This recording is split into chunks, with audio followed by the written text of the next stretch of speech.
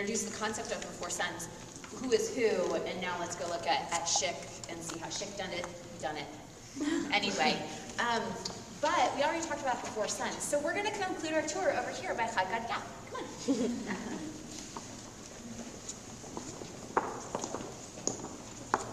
Okay, so this is at the end of the Passover Seder. There's all these fantastic songs. Who remembers some of your favorite songs that you love to sing as part of the Passover Seder? Dayenu, Chag We shall overcome. Does anybody have any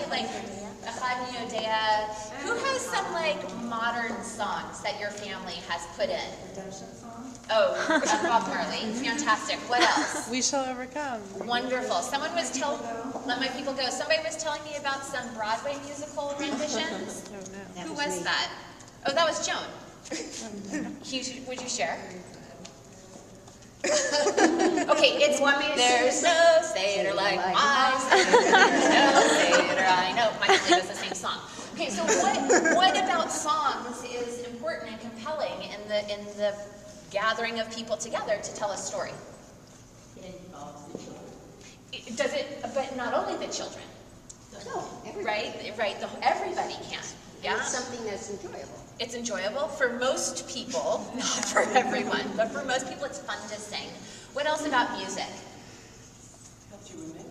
It helps you remember, right? Which is why all of these ancient texts have cantillation that goes with it, right? And why almost every tradition has a custom of an oral passing on that goes with music.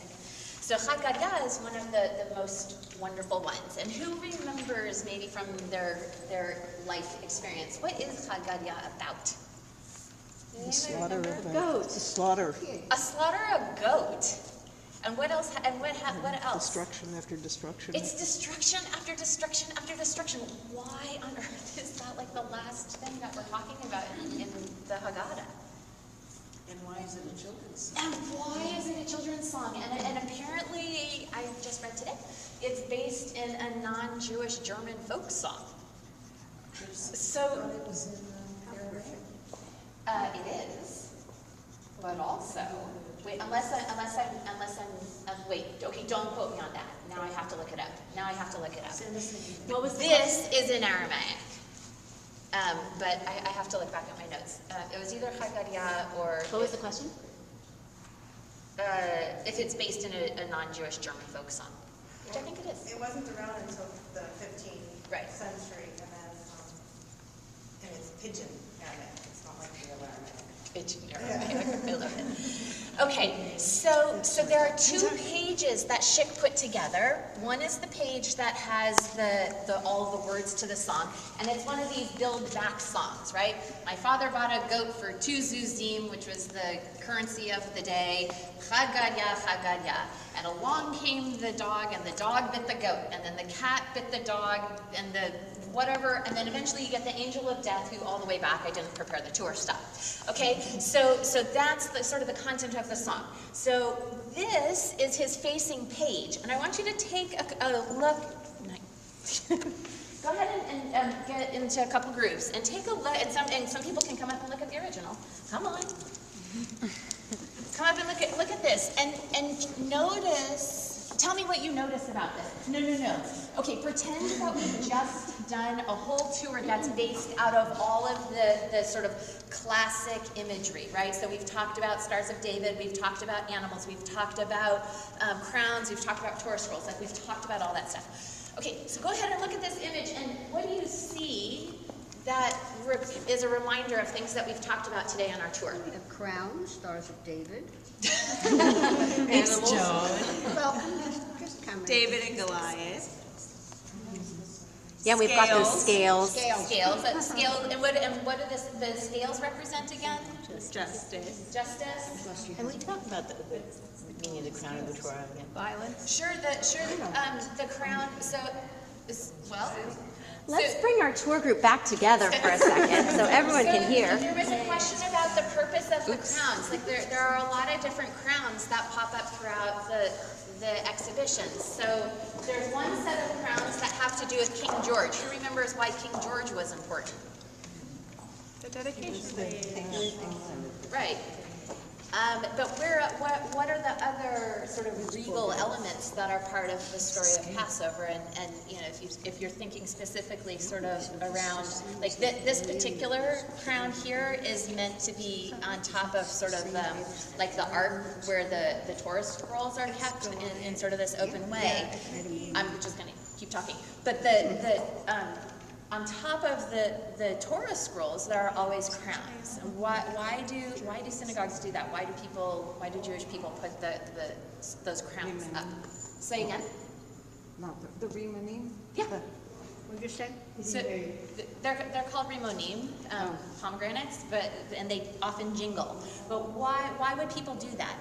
Right? So you've got these big Torah scrolls, you're picking them up, and you've got these big jingling bells on top. It's a joyous time. It's about the music again, right? It's also a way of elevating the practice. There's a tradition in Judaism that anytime you can beautify and elevate the custom or the ritual, that you're doing something even better.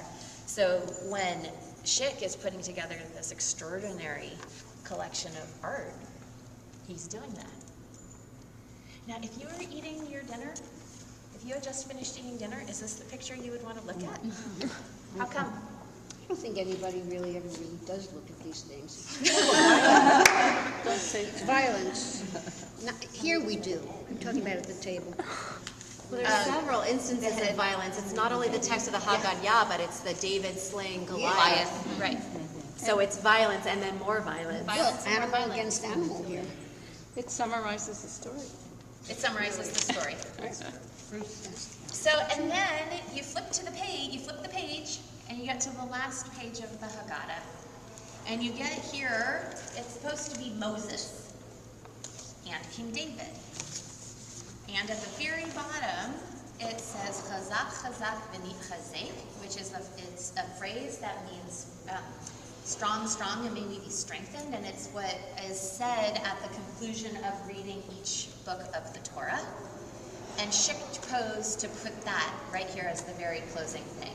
So in closing, I ask you, strength, strength, and may we be strengthened. What did Szyk want his readers to finish thinking? You just had all this death and destruction, and then let's walk out of here solid, strong people. It's meant to be, what I read implied that it was meant to be both. Both or either. Moses and King David. And I think, King David. well, the David piece is, if you look inside the Star of David, inside the Star of David, there is a Dalet written there. But then the passage that was in what's that book called, Janine, the one that you left in Freedom Illuminated. In the Freedom Illuminated, there's a description of that and the juxtaposition of David with Moses, who are both two strong Jewish leaders. So thank you so much. It was great to have a